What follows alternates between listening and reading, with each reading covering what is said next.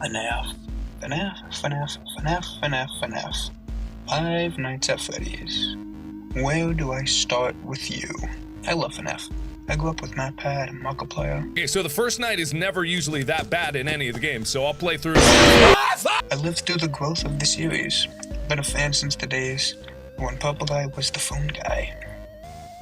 Believe it or not, I do have friends. You know, friends, they talk to each other, I think. Me being a nerdy Gen Zer, talk to my friends about FNAF. I've made and showed them multiple different timelines and slideshows and shit. And I feel like I'm not the only one that's done that. A lot of different FNAF fans have their own rendition of the timeline, which is perfectly fine. I just said I did it myself.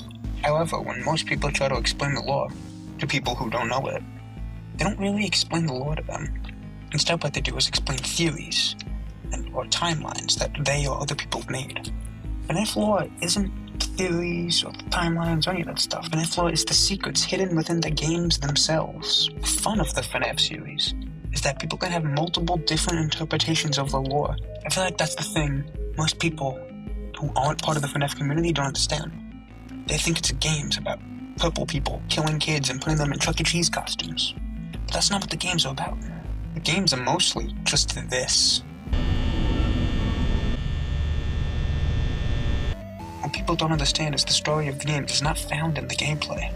What I aim to do in this video series is go through all the entries in the main game timeline and just explain the lore, not make a theory or timelines, but just to see what is in each game, so that people who watch this series can have their own interpretations of the lore. Some videos in this series will go over multiple games, and some games will have multiple videos. In this first video, we'll be going over the first game.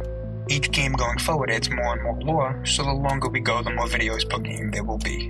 We won't be going over every single piece of FNAF media, only the things that are 100% canon to the game timeline. Some of the stuff will be very basic, and other stuff will be more complex. With all that out of the way, let's start with...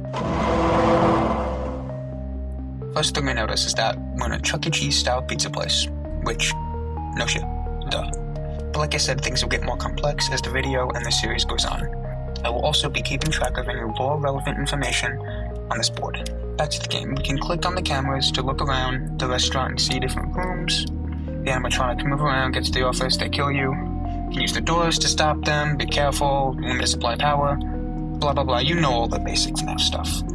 At the end of the game, if we only beat 5 nights, we will receive this paycheck that tells us the player's name is Mike Schmidt, and the events of the game take place in November. However, if we complete all 7 nights, we will get this pink slip that tells us that we got fired, we tampered with the animatronics, and we're stinky.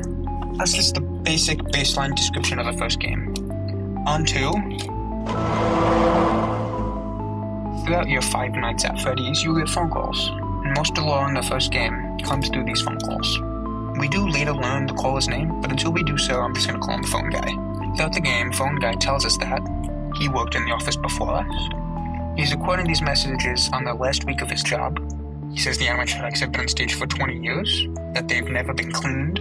He tells us that the animatronics walk around at night, not during the day. However, they used to be allowed to walk around during the day, until the bite of 87. He tells us the victim of the bite lost their frontal lobe, but that they did survive. And then, on night 4, we hear him get killed, and it's implied that Freddy killed him. Throughout the game, there are many things that can happen that don't happen in every playthrough of the game. Some of these things are simple and aren't well relevant, like some posters changing or one of the animatronics singing. Everything that's lore relevant is the text "It's me" popping up in random places, an animatronic that can appear and disappear at will named Golden Freddy, or sometimes appear in your office and crash the game. If you set the animatronic's AI to 1987, Golden Freddy will jump scare you. And the most important of all, the newspapers can rarely appear hanging from the walls. They tell us that on the night of June 26, 2 children were lured into the back room by someone wearing a mascot costume. But the children's bodies were never found, and then later, 3 more children go missing. Security camera footage was able to get a suspect charged with the crime. However, no wrongdoing was found.